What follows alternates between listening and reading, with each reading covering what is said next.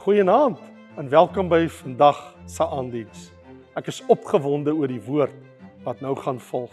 Maar ek wil eers vir almal wat ingeteken het op hierdie kanaal 'n groot dankie sê. Julle likes en kommentaar maak 'n groot verskil om hierdie video's uit te kry na mense wat ons nog nie bereik het met die woord van God nie. Ons aanlyn gemeente groei elke maand met ongeveer 500 nuwe mense, omdat julle so help om die video's te share deur WhatsApps en ook op Facebook. So vandag, deel asseblief hierdie boodskap met vriende en familie, sodat ons saam elke Afrikaner kan bereik met die goeie nuus van Jesus Christus. Geniet die boodskap wat nou volg en mag dit jou hart aanraak en jou geloof versterk in Jesus Christus, ons Here. Amen.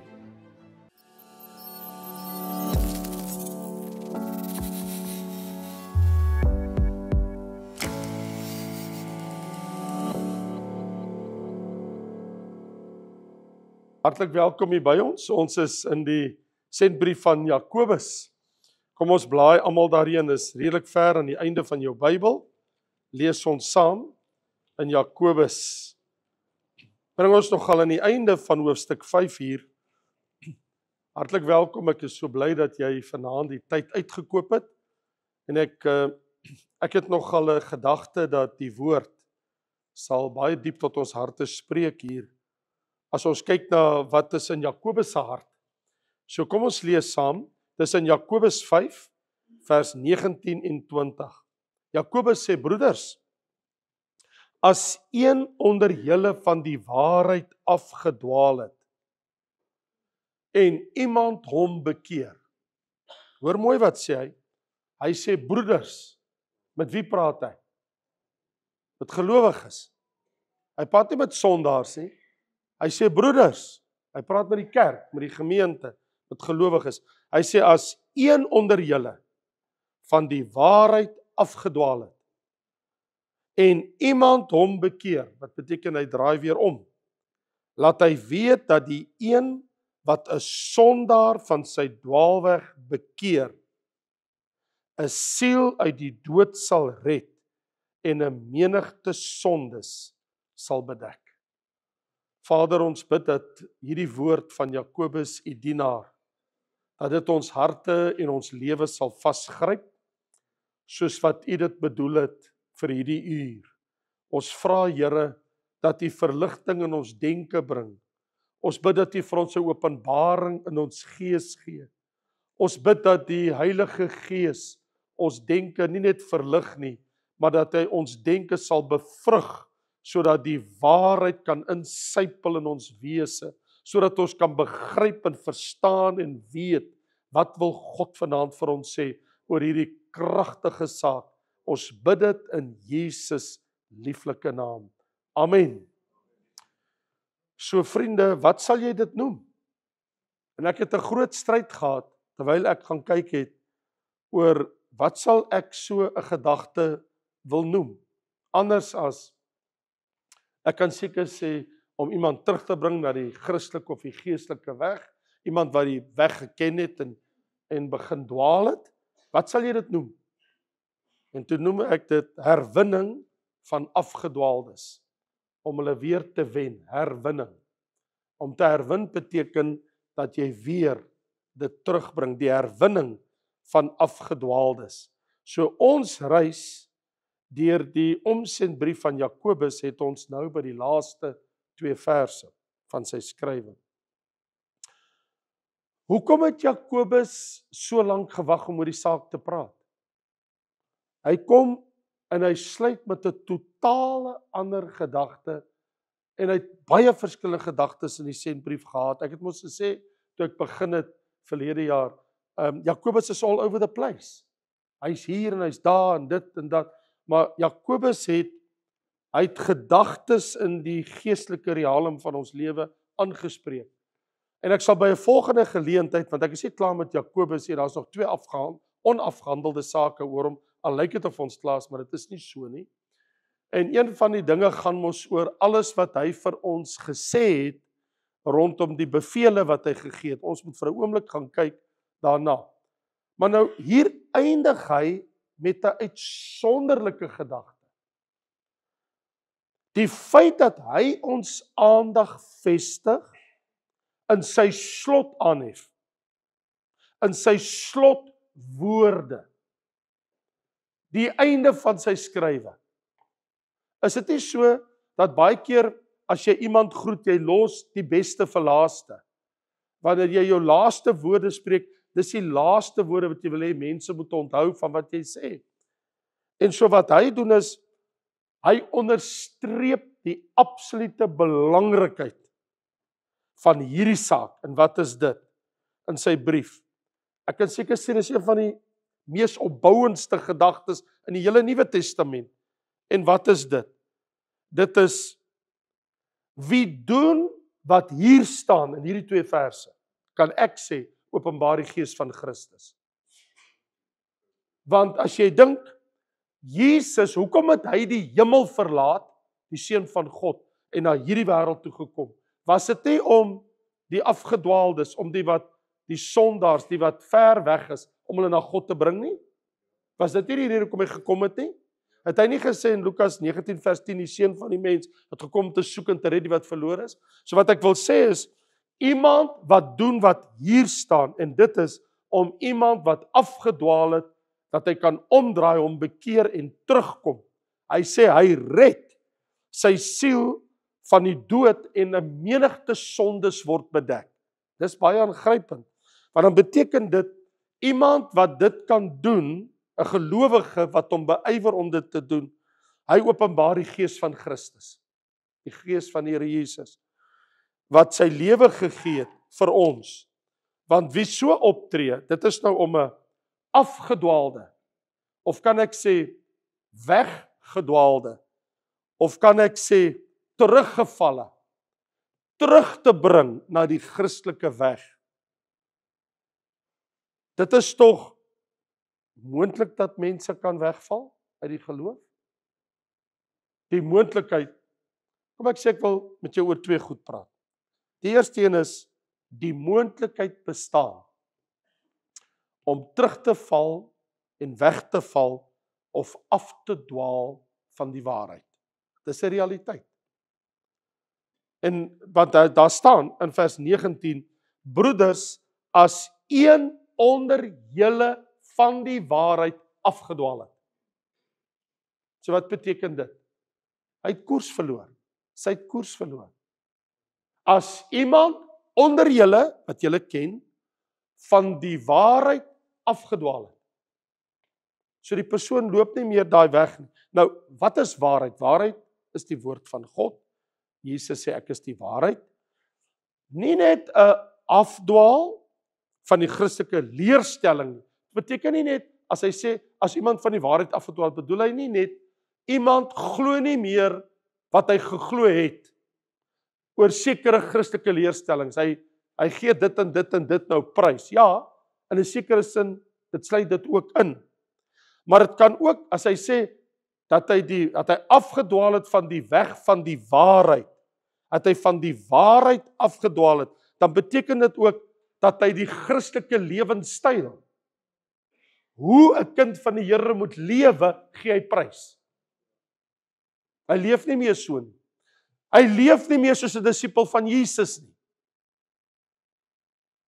En daar sekere doktrines wat hierdie persoon sekerlik nie meer aanhang nie. Hy laat gaan dit nie. Wat Jakobus nooit doen nie, in sy Hebreëse denke, 'n Hebreër, 'n Jood wat die skrifte ken, hy kan nie dit reg kry om sy intellek te skei van sy optrede nie. Kom ek stel dit op 'n ander manier. Jy kan nie leerstelling skei van die morele nie. Want jy leef wat jy glo. So waarheid beteken dan ook hier die korrekte optrede as 'n disipel van die Here. Wat praat oor die regte leer en die korrekte leefwyse as 'n disipel. En hierdie persoon doen dit nie meer nie. Hy loop nie meer daai pad nie. So hy sê, broeders, as iemand van die waarheid afgedwaal het. So die persoon het koers verander. En die groot gevaar is, dis my waarneming, my persoonlike waarneming, in die Christelike weg, deur die jare, daar is mense, wat verander wat hulle glo, en hulle wil daardeur hulle immorele optrede regverdig. Verkeerd is vir hom nou reg, wat vir hom, toe hy by die Here begin het, sy Christelike leefwyse, sekere goeders was taboe, jy doen dit net nie. Maar is asof hulle gemellow het, en die duiwel het heuning om hulle mond gesmeer, en so, wat vir hulle baie verkeerd en immoreel was, is nou aanvaarbaar. En is fyn om so te lewe. So om so te kan lewe, moet hulle leerstelling, hulle sienswyse oor die Bybel, oor die leer van die skrif, moet hulle ook aanpas. Hulle moet dit nou verander. Want as hulle dit nie doen nie, dan gaan leer en lewe nie ooreenstem nie. Aan die ander kant, ek kan sê anderzijds het ons ook die ding, daar is diegene wat valse leringe begin volg. En dit word getoon in hulle afvallige gedrag. Hoe hulle nou lewe. Hy sê meer waar hulle geestelik was nie. Nou, as jy dink dit is sommer net praat van Jakobus, dan moet ek jou herinner, dan moet jy maar weer gaan kyk wat het gebeur in die Bybel in die Nuwe Testament. In 2 Timoteus 4 vers 10 sê Paulus, nogal van alle mense, Paulus, die Paulus van die Bybel, hy sê, Demas het my verlaat. Hy is weg. Omdat hy die teenswoordige wêreld lief gekry het. Hy het na Thessalonika gegaan. Hy het pad gevat Griekeland toe. Die wêreld het hom ingesluk. Hy sê, die teenwoordige wêreld. Nou die woordjie, teenwoordige wêreld, het wat in hierdie konteks staan, 'n ryke betekenis. Want wat Paulus probeer sê is, Demas, hy is een van hulle. Nou, ons het nou 'n man in die Bybel wat dit gedoen het, waarvan ek net nog sê die moontlikheid bestaan. Jakobus is iemand van die waarheid weggedwaal het. Wel, hier is Demas. Maar jy sal sien in Kolossense en 'n ander plek in die Bybel, Demas was 'n medewerker met Paulus. Hy het saam met hom gereis. Hy het saam met hom gewerk vir die Here. Iets het iewers gebeur. Wat het gebeur? Paulus verstaan oor sy vriend en sy broer. Demas hy het my verlaat. Hy wil nie meer saam met my in die koninkryk werk nie. Hy het pad gevat. Hy wil nie meer betrokke, hy het my verlaat. Wat doen Paulus? Hy is besig met koninkrykswerk. Hy evangeliseer, hy plant kerke, hy doen die werk van die Here. Hy bemoedig gemeentes en preek en bring siele na die Here toe. Wel, hierdie ou het pad gevat. Hy sê, Demas het my verlaat. Vir wat? Waarna toe? Hy het die teenwoordige wêreld lief gekry. Nou, teenwoordige wêreld is baie beskrywende woord. As ek sê, iemand kry die teenwoordige wêreld lief, dan sê ek sonder om doekies om te draai, dat hierdie persoon het verknog geraak aan die sondige, kortstondige, as jy wil, aan die verbygaande wêreld, die vinnig vlietende oomblik van plesier. Hy het die Christelike weg verruil, die Here se evangelie verruil vir 'n wêreld wat verbygaan. Wat 'n slegte keuse om te maak. Treurig. Dit breek 'n mens se hart. Demas, wat het in jou ingevaar? Demas het die arbeidsaamheid, die toewyding in die koninkryk, die hart vir die Here se saak, het hy verruil vir 'n wêreld wat verbygaan.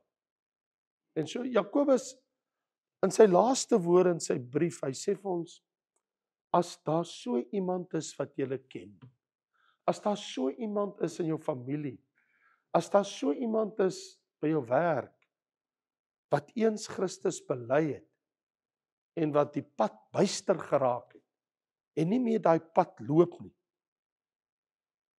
Hy sê, as jy met hom kan praat, as jy vir hom kan bid, want hy het mos in die vorige verse gesê, ons moet bid as iemand siek is, Elia het ons geleer om te bid, ons sal nou kom by wat kan ek doen, maar dit is soos om te luister na die skrywer van die boek Hebreërs, hoofstuk 2, hy sê, as jy dink hierdie is 'n vergissing wat ek nou sê, ek en jy weet wat se realiteit. Ons ken sulke mense. Miskien wil ons hulle name noem. Maar ons weet van sulke mense, want hier staan in Hebreërs 2 vers 1, gee ag op wat jy hoor, dat ons nie miskien wegdrywe nie. Dat die duiwel jou aan die slaap sis, en jy begin wegdrywe. Al hoe verder weg. Hy sê, hoe sal ons, vers 3, ontvlug, as ons so 'n groot saligheid verontagsaam? Hy sê, wat sal ek sê? Iemand wat, hy het sy hande aan die hemel geslaan, hy het sy hande aan die evangelie geslaan, sy hande aan die paradys geslaan, hy ontvang die Here in sy lewe, en dan kies hy op 'n stadium die wêreld, om terug te gaan na die teenwoordige wêreld. Hoe is dit moontlik? Wel, jy sien, Jakobus praat nie van sondaars, soos ek en jy praat van sondaars, iemand wat glad nie die Here ken nie. Dis nie, wanneer hy sê 'n sondaar van sy weg bekeer, hy bedoel nie iemand wat nog nooit by God was. Hy praat van mense wat die Here geken het.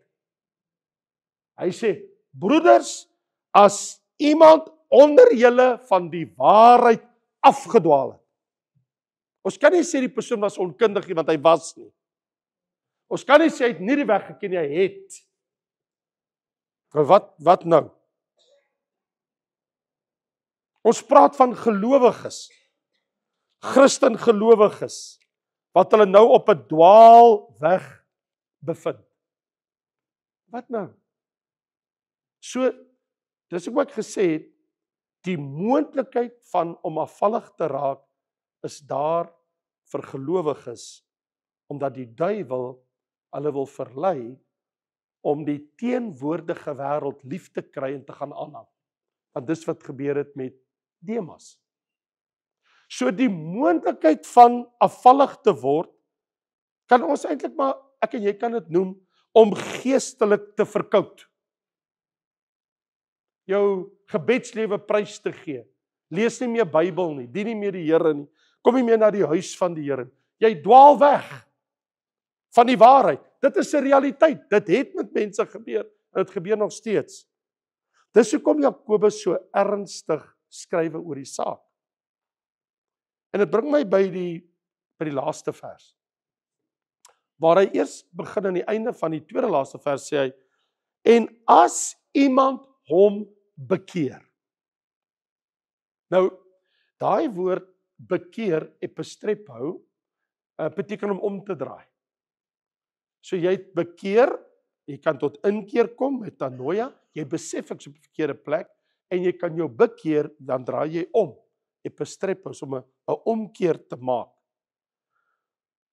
Laat hy weet, dat die een, wat 'n sondaar van sy dwaalweg bekeer, dit is mos nou 'n gelowige, wat ons soos 'n sondaar begin leef het. Nie sondaar het nog nooit God geken het nie. Dis een wat, hy het die Here geken, want hy sê, dis iemand wat afgedwaal het. 'n siel uit die dood sal red, en 'n menigte sonde sal bedek. Want nou, gaan dit te verhinder as daai persoon kan omdraai, dat hy nie die sonde tot die dood pleeg nie. Waar hy met die dood moet betaal vir sy sonde, soos ons sien in 1 Korintiërs 11. Hy sê, daar's onder julle wat nagmaal onwaardiglik gebruik het. Hy sê, dit is ook maar onder julle swakkes is, sieklik is, en 'n aantal het ontslaan. As mense dood, as gevolg van hierdie leefwyse. Hulle is geestelik swak, hulle is net altyd siek, en hulle het ontslaan. So die ding is 'n realiteit, maar dit bring my by die tweede gedagte, die seën van herwinning van afgedwaaldes. Wanneer jy die Here jou kan gebruik, wanneer jy mense kan terugbring na die weg van die waarheid. Hy sê dan, as iemand hom bekeer, dit wil sê, wegdraai van sy verkeerde weg wat hy ingeslaan het. Nou, daar is so iemand wat dit gedoen het, Petrus. Hy was by Jesus, maar en alhoewel hy saam met Jesus geloop het, het hy in sy hart, het hy verkeerde pad begin inslaan. Petrus het begin hoogmoedig geraak en trots in homself, en miskien kan ons sê, hy het sy plek nie meer geken in die koninkryk nie. Hy was baie voorbarig, hy het begin arrogant raak, want Jesus sê in Lukas 22, dat hy kan sien, dat sy disippels gaan hom op 'n stadium verlaat, en Petrus sê, Here, ek gee nie om wie wat doen nie, ek sal dit nooit in my lewe doen nie, ek sal dit nie doen nie, laat hulle dit doen, maar ek sal dit nie doen nie. En Jesus stop waarby hy kyk vir hy sê, Simon, hy sê nie vir Petrus nie, hy sê, Simon,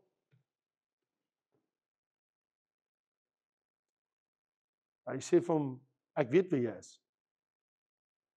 Ek gaan nou vir jou sê, die Satan het jou se teiken, en hy begeer om jou soos koring te sif.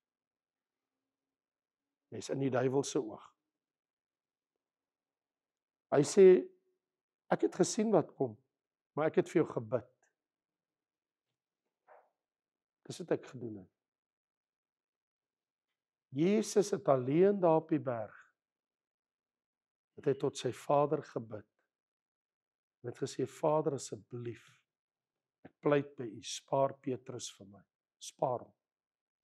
Hy sê, ek het vir jou gebid. Kyk, as Jesus vir jou sê, ek het vir jou gebid, dan moet jy weet, jy is in die moeilikheid. Hoekom bid hy? Dat is iets wat kom. Hy sê, ek het vir jou gebid, dat jou geloof nie ophou nie. Dat jy nie die pad byste raak nie. Ek sien wat kom, toe bid ek vir jou. En as jy eendag bekeerd is, moet jy jou broers versterk. In ander woorde, daai ding, daar's iets daar by jou, daar binne, in jou hart. Jy moet omdraai van daai ding. Nie as jy tot bekering gekom het nie, wanneer jy jou van daai ding in jou bekeer het, wanneer jy bely het en om vergifnis gevra het, dan moet jy jou broers gaan ondersteun, want hulle gaan jou nodig hê. En hy sê vir die Here, hy sê, Here, ek is gereed om saam met u selfs in die dood te gaan. I'll die for you. Regtig. Ek sê vir jou, die haan sal vannag, hierdie selfde aand, nie kraai, voordat jy 3 maal my geloon het om te sê, jy ken my nie. En Petrus dink, in your life, never. Nie ek. Julle, doen julle dit. Ander disippels. Never. Ek sal dit nooit doen nie. Ons almal ken die storie. Ons almal weet wat het gebeur. Ons is net mense. Daai nag sal Petrus dit ooit vergeet. So Petrus is die klassieke voorbeeld van iemand wat hy loop met die Here saam, maar die duiwel het 'n manier om sy kloue iewers by jou in te kry. En jy begin dink jy is iemand besonders. Dis die ding wat ek en jy altyd voor moet oppas in ons eie lewe. Ja, die Here kan ons gebruik. Nie een van ons in hierdie plek is onvervangbaar. En nie een is beter as die ander een nie. En nie een het die reg om hom hoër te ag as iemand anders wat hier sit nie. You can never do that. Dit sal geestelike selfmoord wees. As jy dink jy's beter as 'n ander kind van die Here. So Jakobus reg aan die einde van sy skryf, hy is nie net besorg oor die feit dat ons afdwaling bemerk en onderskei nie, maar ons moet iets daaromtrent doen. Dis so hy sy brief eindig. Hier is die laaste vers. Want nou is die vraag, maar wat doen jy dan? Hy sê, laat die een weet wat 'n sondaar van sy dwaalweg bekeer, 'n siel uit die dood sal red en 'n menigte sondes bedek. So hoe doen jy dit? Die herstel van 'n afgedwaalde gelowige sal baie sondes bedek. Dis waar. Want 'n menigte sondes sal bedek word as iemand na die Here toe kan kom. Why? Want dit word alles vergewe onder die bloed. Dink byvoorbeeld aan Psalm 32 vers 1. Daar staan in Psalm 32 vers 1, Dawid sê, wel geluksalig, 3 keer gelukkig is jy, 3 maal gelukkig is jy, wel geluksalig. 3 keer gelukkig is jy, né? Hoor jy? 3 keer gelukkig is jy, wel geluksalig. Is hy wie se oortredinge vergewe, wie se sondes bedek is. Hy sê, wanneer jou sondes bedek is jou oortredinge jou vergewe. Hy sê, wanneer jou oortredinge vergewe is jou sondes bedek. So daai een wat terugkom na die Here toe, se sondes word bedek. Wat 'n seën wanneer iemand se sondes vergewe en bedek is. Wat 'n blessing. As die Here jou sondes vergewe het en is bedek, wat 'n seën. Dawid sê, 3 keer gelukkig is jy. Wel geluksalig is jy as dit met jou gebeur. As God jou vergewe het en jou sondes is bedek. So vriende, na alles is dit nie so dat 'n afgedwaalde broeder het nodig om weer herstel te word. En so Jakobus se besorgdheid is, hierdie afgedwaalde, weggedwaalde, teruggevalle, sal ons daai persoon kan vind en help om weer terug te kom op die regte pad met die Here? Christene moet mekaar help. Jy weet, iemand het eendag geskryf, ek het dit baie jare terug gelees, baie jare terug. Hy sê, die Christelike weg, die Christelike godsdiens, die Christelike leermag van die Here, is die enigste weermag waar hy weet van, dat hulle skiet hulle eie gewondes dood. Want as daar 'n ou val, as almal, sien jy? Kyk daar, kyk wat het hy nou gedoen. En dit word gesit op die plakate, en dit word oral gewys, kyk wat het daai ene nou gedoen. As sondaars se doen, sê niemand 'n woord nie. Maar laat 'n kind van God dit net doen. Dan word daai persoon gekruisig en geskiet. Hy sê die Here se weermag, hulle maak nie mekaar gesond en help mekaar, hulle skiet mekaar dood. Skiet hom, moenie laat hy ly nie. Ons kruisig die broeder, in plaas van om hom te help, om weer die weg te vind. Jy weet, dit was 'n Daniël van ouds, wat 'n baie wyse ding gesê het. Toe Daniël sê in Daniël 12 vers 3, dat hy verstaan, dat die engel wat met hom praat, sê vir hom, en die verstandige sal glinster soos die glans van die uitspansel, blink in die Here se koninkryk eendag, en die wat baie tot regverdigheid lei, sal soos die sterre wees vir ewig en altoos. Dis 'n mooi Afrikaanse woord. Altoos. Die wat baie tot regverdigheid lei,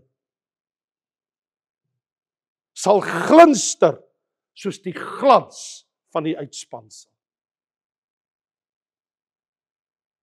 So,